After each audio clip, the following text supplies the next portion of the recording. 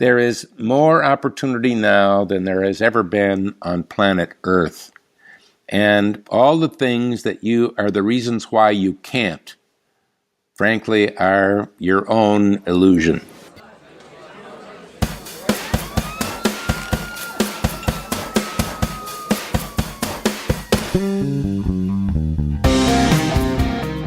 Hello, and welcome to the Millenial Mastermind podcast. I'm your host, Brad Mulvey. If you're a millennial looking for actionable advice and a proven formula on how to build the life of your dreams, then this is the show for you. Each week, I'll be connecting with inspiring guests who will be sharing their wisdom on how to reach success. So if you're ready to take your life to the next level, buckle up and enjoy the ride.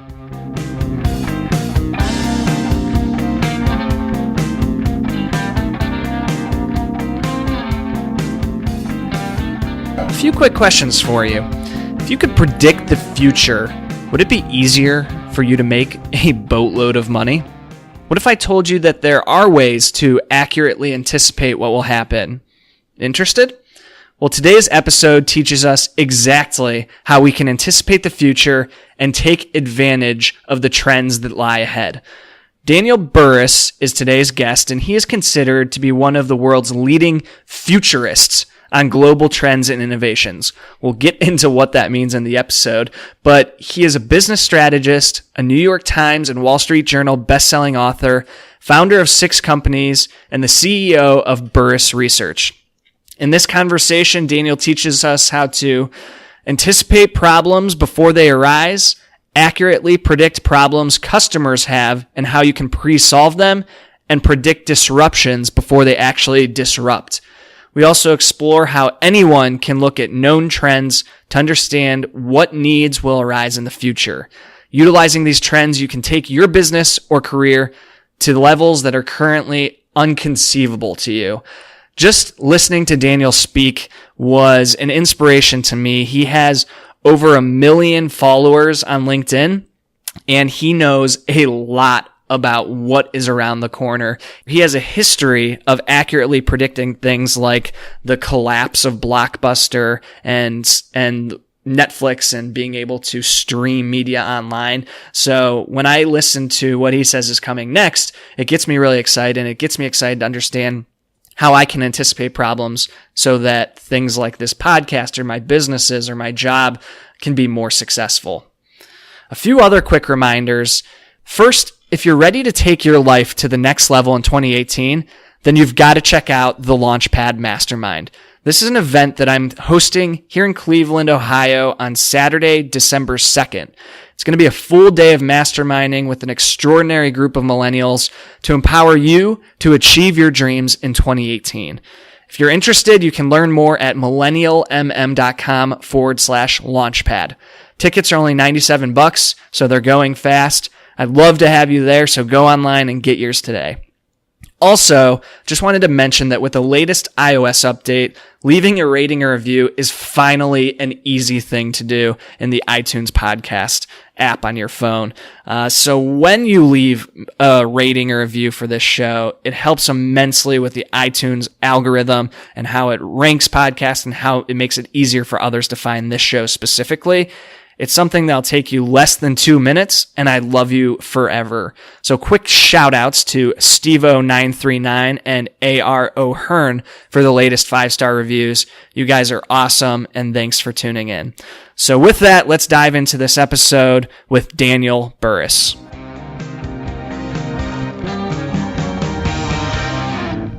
Ladies and gentlemen, boys and girls, welcome back to the Millennial Mastermind podcast. Thrilled to have you all here today, and thrilled to be introducing you to a new friend of mine, Mr. Daniel Burrus. Daniel, how are you today? I'm doing fantastic, and thank you for having me on. I'm thrilled about it. There's a lot that we have to discuss today, and I'm excited to see what direction that this conversation takes us, because I think there's a lot that the audience can take away from the work that you've been doing. And especially looking ahead, which is what you're all about, there's a lot of things that we can start implementing into our own lives to really make sure we're doing the things now to anticipate what's coming ahead. So just to give the audience a brief background on yourself, You are considered to be one of the world's leading futurists on global trends and innovations. You're a business strategist, a New York Times and Wall Street Journal best-selling author. You've started 6 different companies, currently the CEO of Burrus Research. You're the author of the new book, The Anticipatory Organization, which I'm sure we'll be talking through today, and so much more. So would you mind just taking a minute to fill in the gaps from that intro and let the audience just know what you've been up to these past several years and how you really got to where you are today? Sure, happy to do that. And I'll keep it kind of brief because I think the 2 most important moments in a person's life is the day you're born and the day you find out why you were born. And I'm very fortunate that I found out why I was put on the planet long ago, and that is I'm here to teach rather than tell. So instead of just tell you some things about the future and then say good luck, I want to use this opportunity to actually help and teach the listeners some principles that can help them go forward faster and do things that they didn't even realize they could do. So with that understood, I have started 6 companies in a variety of fields. 5 of the 6 were profitable in their first year. Not many people can say that as entrepreneurs. And 4 of them were national leaders in the United States in the first year. Not many can say that either.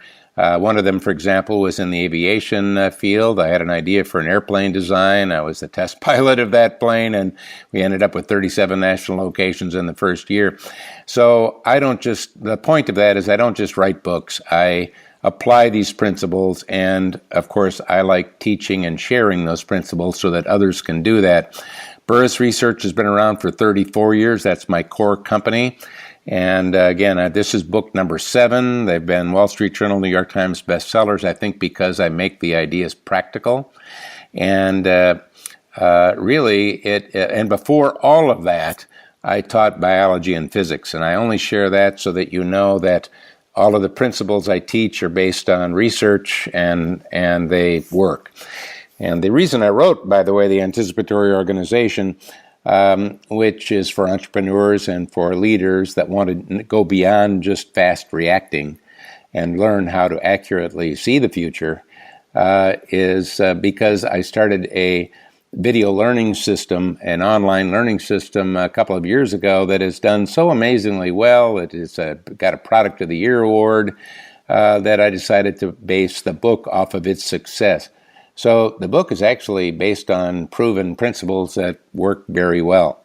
So I'm here to help you learn how to anticipate problems before you have them so that you can pre-solve them.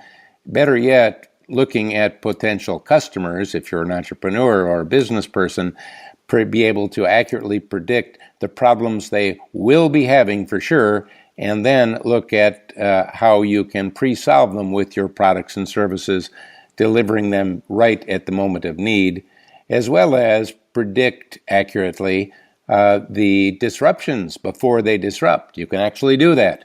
And again, I've been doing it for a long time. For those of you that might have read one of my older books, Technotrends, which was published in '93, you would see a section in there called Blockbuster is Busted, and I talked about what came to be known as streaming and Netflix, and put accurate time frames on it. I was talking about smartphones back then. I was talking about social media and putting accurate time frames. So what I'm going to do in this book and in this interview is show you how you can do it. So I'm not the only guy that can see the future. You can too.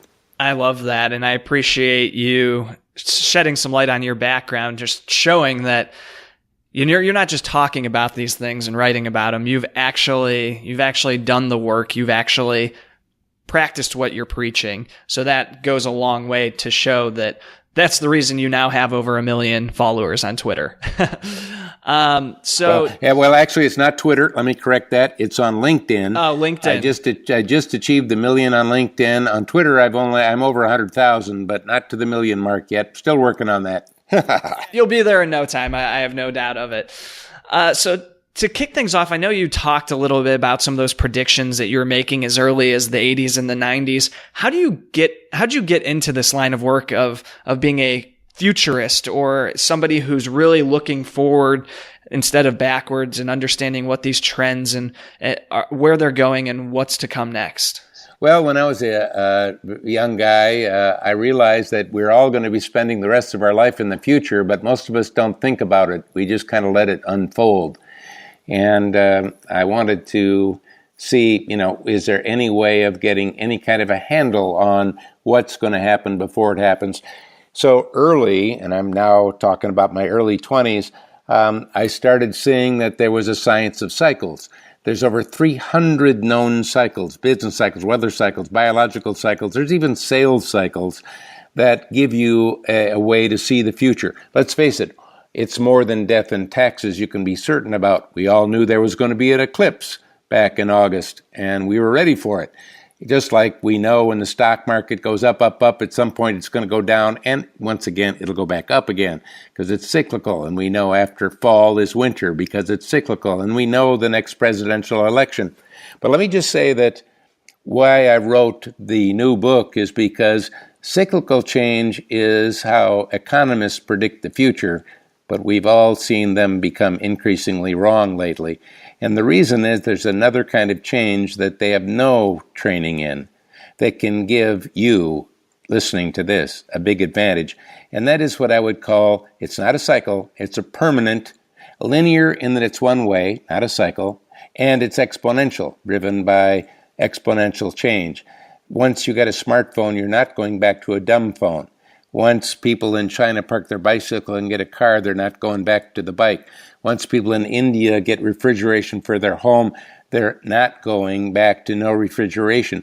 And those one-way, predictable movements forward give you the ability to predict problems so that you can pre-solve them, as well as see amazing new opportunities that you can do. And by the way, one of the principles I'll teach right now, and that is, if it can be done, it will be done. If you don't do it, someone else will. So wouldn't you like to know what could be done 1, 2, 3, 4, 5 years from now? And I've got a methodology that I teach to do just that. I would love to go a little bit further into that. So understanding that there are these cycles and then also these permanent linear and exponential changes, how can individuals take advantage of knowing that these things are out there? Where do we start to look? I mean, the concept makes sense. As you're talking through it, you're right. There are very predictable cycles that we understand. How do we get a little bit more practical with that to implementing that into our own businesses and lives? Well, again, based on over 30 years of research, there's no shortage of trends. The problem is, which ones are going to happen? Mm-hmm. So what I've done in the book is, in the Anticipatory organization, is give you the way to put a litmus test on anything looking at the future. And that is, it's divided into hard trends and soft trends.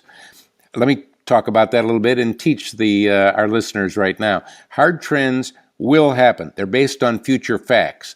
You can't stop them, but you can see them coming when you learn how to look. We'll come back on that in a minute to show you how to look. So the power of a hard trend is it gives you certainty in an uncertain world. So personal strategy or business strategy that is based on certainty has low risk. Business or personal strategy based on uncertainty has high risk. So we are in this amazingly uncertain world, and that does not empower me. Certainty is what gives me the confidence to make bold moves, to invest money, to take time, to make a change. And so this is a way to find certainty. And when it comes to selling, uncertainty opens the door to a sale, nothing better than a confused customer. But the ultimate closing tool is certainty. Because if I'm uncertain, you know what? I'm going to get someone else's opinion. If I'm uncertain, I'm not going to write a big check. I'm not going to move forward. But if I have the confidence that comes from certainty, I can do all of those positive things. So that's hard trends. Then there are soft trends. And soft trends are based on assumptions, not future facts. In other words, these might happen. Now, I didn't say they wouldn't happen. I just said that they might happen, which means there's more risk to those. And there's actually, in the book, I talk about two types of assumptions. There is, to make it simple, hard and soft assumptions. A soft assumption is logical, makes sense to you, but you didn't research it. And today we can do things that was impossible just 2 years ago. And of course, that means that 2 years from now, we're doing things that are impossible today. And using hard trends, you can see what those things are. So if you're using your past perspective, your intuitive insight, you could be making some mistakes. There's more risk there. And so a hard assumption is based on you've done some research. You've actually checked it out, which means it has less risk, but not quite as good. So what's good about a soft trend? If you don't like it, you can change it. What's good about a hard trend? You can see it coming. And again, just to take a minute to give you a little bit more on this as a teaching moment here, there are 3 categories of hard trends. Demographics is one. For example, there's 78 million baby boomers. And guess what? They're going to get older. They're not going to get younger. Hard trend. And you can see a lot of opportunities. Let me just give you one. Let me give you one right now that doesn't exist. Please do. That would be great. All right, because I think that'll make it more real. And there's entrepreneurs out there. So let's talk about a product that doesn't exist right now that has got low risk and could be a huge success. And that is, how about a smartwatch for seniors? Now, there is no smartwatch for seniors right now. But what if you or I decided to use the certainty of hard trends, the aging population, and created a smartwatch for 75-year-olds and older? Now, first of all, are they buying it? No, they're not buying it. Who's buying it? Their baby boomer kids are buying it for them. And by the way, you are buying it for them. That's right. And what will it do? Well, all of the smartwatches, as well as all the smartphones, has a little chip in it that is an accelerometer. It tells motion. So if 90-year-old grandma's watch rapidly moves 4 feet, what happened to grandma? Well, she probably fell. And if it's your grandma, maybe you need to know that. If grandpa takes walks and is starting to get a little forgetful and can't remember how to get home, what does he do? Well, he asks his watch, how do I get home? And it will tell him, hey, walk a block to the right, take another right, and you're home. Where is grandpa? Look at your smartphone. You can actually see the little beep of him right there on the map. You get the idea. It could be huge. Now, there is no smartwatch for seniors right now, smartwatch at all. Let me ask you right now, do you think that we're not going to see that? Or do you think somebody's going to do that? No, I guarantee that somebody will be doing that, hopefully a listener of the show. Well, that's what I'm getting at. You can see the future if you're using the hard trends, and you can see opportunities. Look as people get older, a lot of people love to go boating and fishing. What happens as they get older? Gets kind of hard to launch the boat. So another one is, we got 78 million baby boomers getting older for sure, guaranteed, and a lot of them like the boat. Why don't we create the easy launch trailer for seniors? You know what you got? You got low risk. You got high, if you design it well, wow, it would be amazing. Mm-hmm. You get a lot of people, and every year your market gets bigger. You see where I'm going? Yeah. So there's demographics, and there's thousands of opportunities. That's great. There's another thing that I'm teaching in the book, and that is, if you are looking at trends, you need to tie a trend to an opportunity to bring that trend to life. That's why when you've looked at trends in the past, it was a little boring because you didn't take the next step. So the next step is tie the trend to an opportunity and make sure you know whether it's a hard trend certainty or a soft trend if or maybe.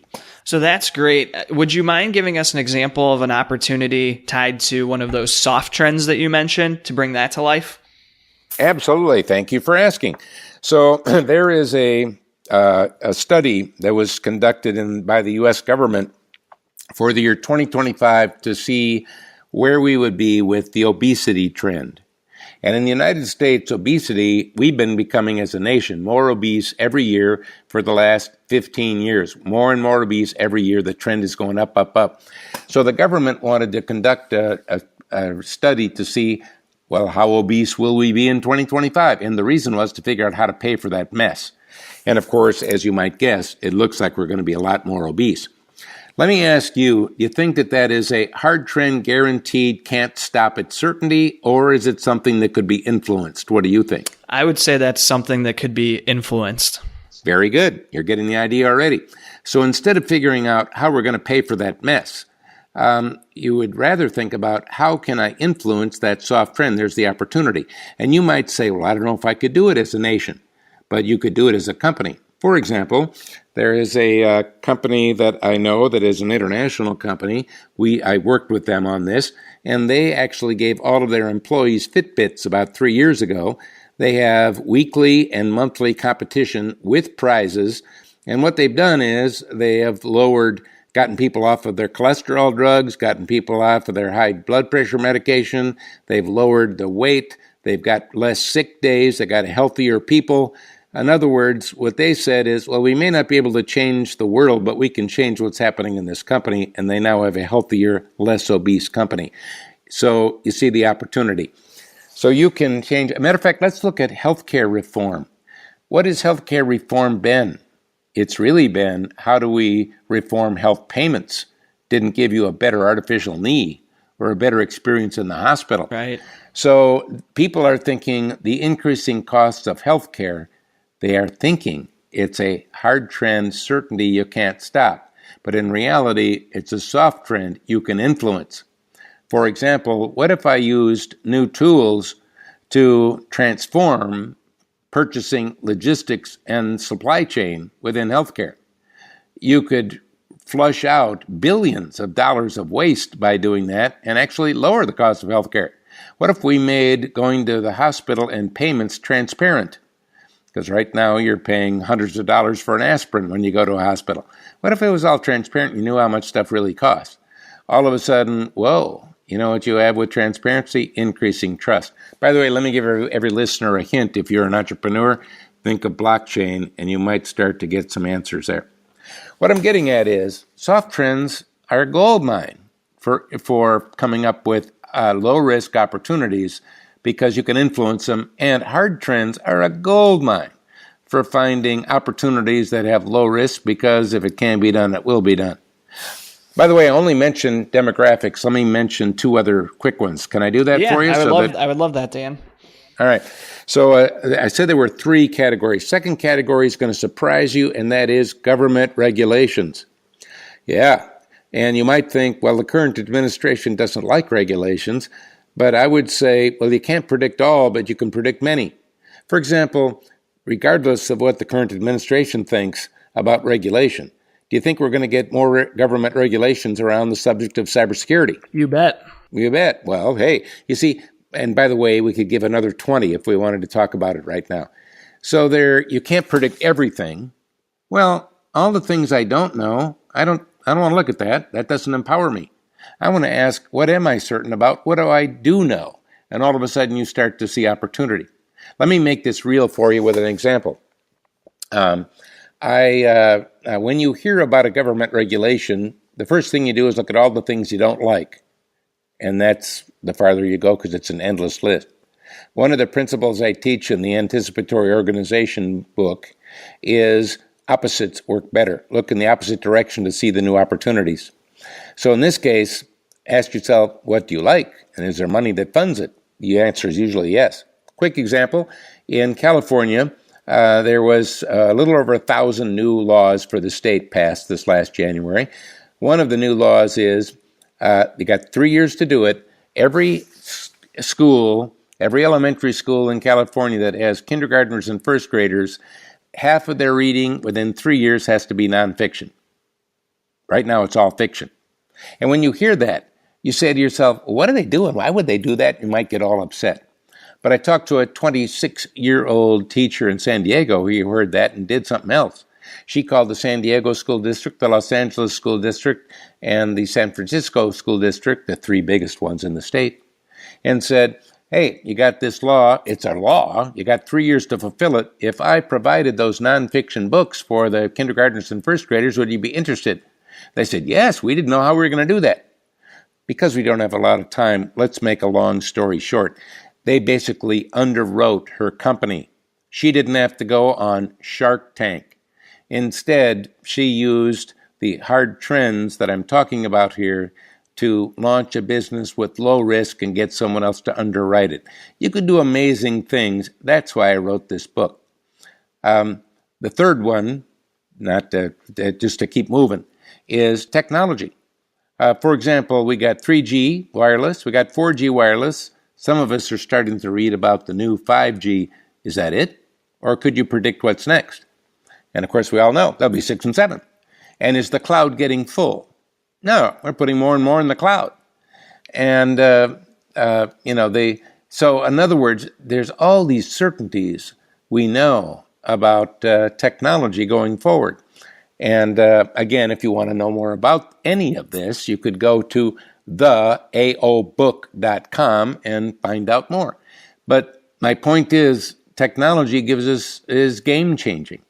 And you don't have to be a technologist.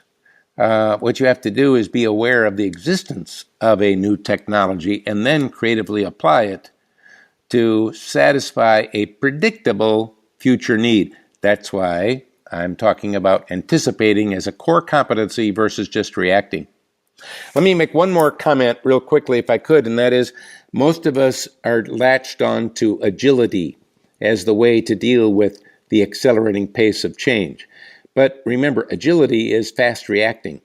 And because change is accelerating exponentially thanks to the exponential growth of technology and the 3 digital accelerators I write about that are fully predictable, it means that agility will serve you less every year because it's going to get faster and faster. So instead of fast reacting, which will be less valuable, you need to be able to get out ahead of it and see actually where's it going with confidence and certainty. So if you think of a two-sided coin, agile innovation, of course, another way of saying that is reactive innovation, which is good. But did the guys who came up with the idea of Uber or Airbnb use agility? No.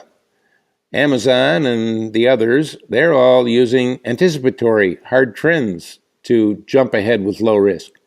And that's why I wrote this book. That's why I want us thinking about this, because the opportunity is too big to ignore for all of us. So Dan, this makes a ton of sense, the way you break it out into those hard and soft trends. I'm curious, with those two categories, you mentioned how there's a ton of opportunity within both, and by looking at either, it helps to lower your inherent risk with any venture that you start off on. If you look at things that are more likely to, that are either a hard trend that we know it's moving that direction, or soft trend that it's likely to move that direction, how can the audience decide which type of trend they should base their next business or their next career move or whatever it may be off of, if they should be focusing on a hard or a soft trend, if there's opportunities within both? Is there a decision-making process that you recommend along those lines? Yeah, I think, first of all, I would recommend getting started with picking a hard trend certainty, because you can see it coming and you can develop amazing opportunities around that. And I gave you the 3 categories. And then once you get the handle on that, you could move into looking at soft trends. And once again, that's why I wrote the book, to give you more info on this. Secondly, the book isn't just about hard trends and soft trends. There's 4 sections to it. Section 1 is how to transform your planning to know what's next. I call it Know What's Next, which we've talked about in this interview so far. The second part of the 4 parts of this book is called Develop Opportunities, and that's how to accelerate innovation, how to make your choices, how to skip problems, because problem skipping I've used quite a bit, and how to really boil it down to the thing that will give you the fastest payoff in the shortest amount of time with the least amount of risk. And that is in section 2 of the book. I call that Transforming Innovation. The third part of the book is really about how to accelerate your plans and how to choose to be the disruptor versus get disrupted. And the fourth one is how to accelerate your success. And that is, again, about how to move forward faster, skipping barriers, and using the law of opposites and some other principles that I have. The reason I wanted to point that out is it's more than just picking a trend. Sure. Once you've zeroed in on an opportunity, you have to realize that the problems that are in your way can be skipped. I mean, problem skipping is a big area in this book that I use all the time. For example, the last company I started was an experiment. I created several back in, I did it at the end of 2009, And in 2010 early is when I launched the first national mobile real estate apps. And I did that with the rule I gave myself of I don't want to have any money and any employees. And by the way, I was also writing another book at the time. I gave over 50 speeches around the world that year. I published over 100 articles that year. In other words, hey, I was doing other things. So on the side, I did this with no employees and no money, and it took 6 months to generate $1.1 million a month in recurring revenue. When I launched it, I was the 17th most downloaded app in the first week. I was on the front page of Wall Street Journal, New York Times.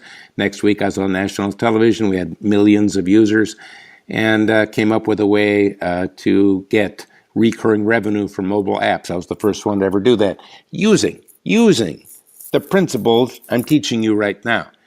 And so, let's face it. You think you can't? Here's the point. Let me give you a principle for all of our listeners right now that's a big one. And that is, think big about your future and then realize you just thought small. You know why? There's a bigger big. So what I do is I think as big as I can. I come up with a plan, and then I render it obsolete with something that is even bigger.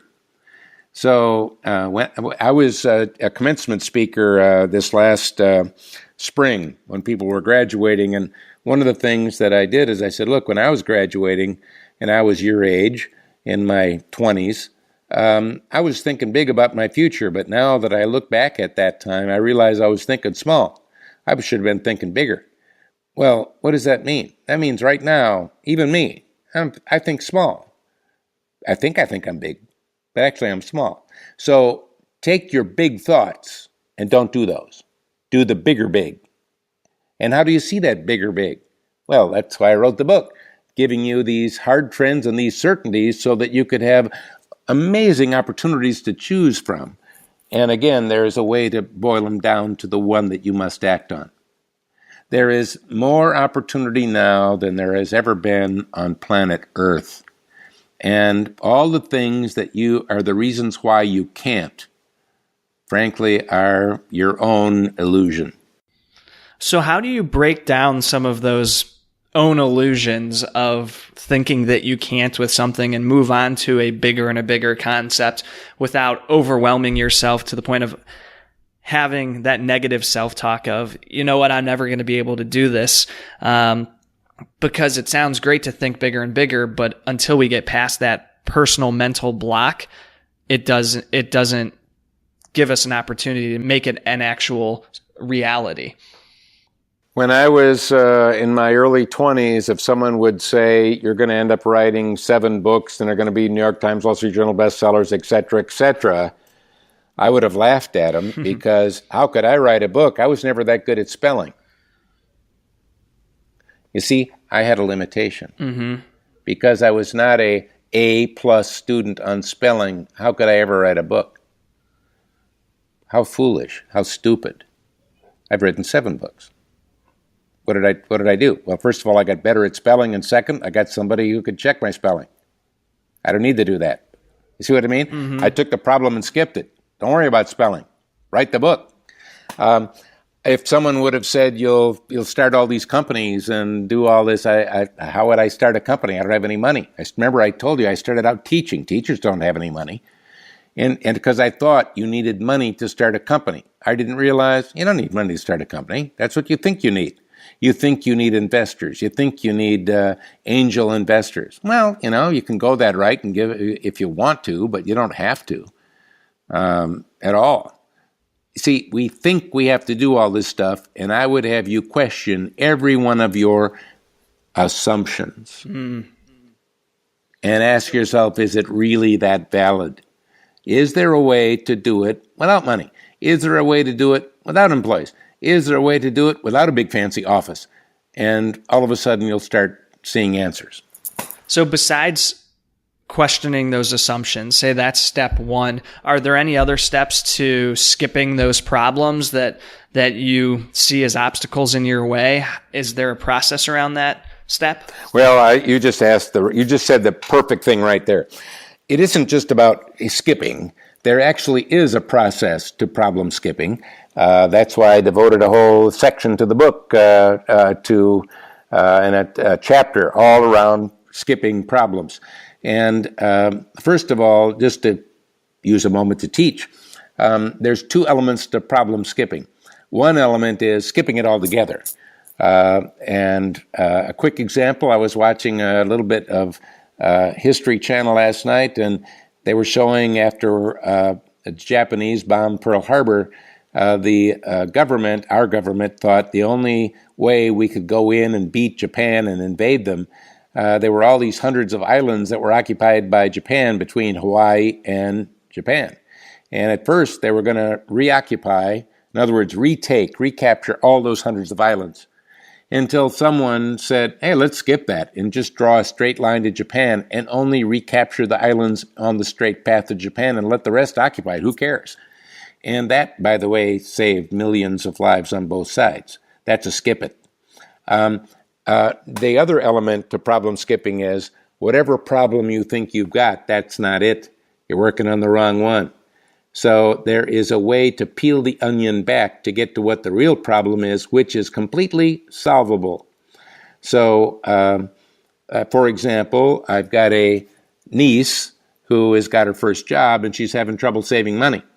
And she called me the other day and she said, Uncle Dan, I really am having trouble saving money. And she's got an older sister that can save money like crazy. So she knows it can happen. And she said, I've been working at saving money, but I can't seem to save any money. And I said, well, that's because you're working on the wrong problem. You've got to do the opposite. Because remember, one of the strategies I teach is opposites work better. Instead of working at at saving money, why don't you work at how you're spending money? If you change how you spend your money, you'll find yourself saving money by default. In other words, she was working on the wrong thing. Most of us are working on the wrong problem. That's why you're stuck. So if you are stuck on a problem, I can already tell you, you're working on the wrong one. And there's a way to get to the right one. Again, that's why I wrote the book. Well, it sounds like that the listeners are going to have to check out this book because there's a lot of answers in it. But Dan, before I let you go here, one last question I want to ask you is, you've learned a ton throughout your career, between now and that time in your early 20s when you questioned your ability to even be able to write a book. What would be one piece of advice that you would like to go back and give yourself at that point in time? If you could hop in a time machine right now, give Dan Burrus at age, 24 some great advice that could be change the trajectory of his career, or say a 24-year-old who's important in your life, what would that advice be? I'll reiterate it because I kind of already gave it, and that is think big and then realize you just thought small. Mm-hmm. There's a bigger big. Do the bigger big, because you know what? Every one of us is coasting in a way. There's more that you have inside of you that is yet undiscovered. And just imagine how many people turn 80 or 90 have not really discovered all that's inside of them. Wouldn't you like to know what that all is? Wouldn't you like to explore what the possibilities are? And I think the more you look, the more you see. So it really is think bigger than you're thinking right now, and don't get caught up on all the people that say you can't. As a matter of fact, when I was doing something new, whatever it might be, if my parents didn't think it was crazy, I knew it wasn't a big enough thought. That's a great litmus test. If your parents don't think it's crazy, it's not big enough. Right. It's when everybody is thinking it's crazy, then you know you're onto a good one. Because you see, they didn't do your homework. Mm-hmm. They didn't do the work and research you did. Right. And, so you just thought big, you didn't think big enough. Well, ladies and gentlemen, the Anticipatory organization, Turn Disruption and Change into Opportunity Advantage, is out now and available on Amazon. And Dan, I'll let you fill in the gaps of where else they can find the book. But where else can anybody who is listening to this find out more about you and learn more about what you're up to? Well, thank you. Well, first of all, Amazon is a great place to buy books. You could go, if you go to your, and you type in theaobook.com. No spaces or anything like that, just all together, theaobook.com. You'll find other resources. Burrus, BURRUS.com is my website. I publish at least one article a week. Those don't cost, or blog. Those are free. You could connect with me on LinkedIn or Twitter. I'm putting things out every day. That doesn't cost you anything. So there's plenty of resources for you if you'd want to learn more. So Burrus.com, theaobook.com, and just go to Amazon and get the Anticipatory Organization. I know it'll help you out. Beautiful. And we'll have all of those links in the show notes. Ladies and gentlemen, you can find those at millennialmm.com/podcast or in whatever podcasting app that you're listening to this episode now. Daniel, thank you so much for your time today. Really appreciate you coming on the show. It was a blast talking with you, and I'm excited to see what trends we can predict using your book and using your resource. You got it. Thank you. It was my pleasure.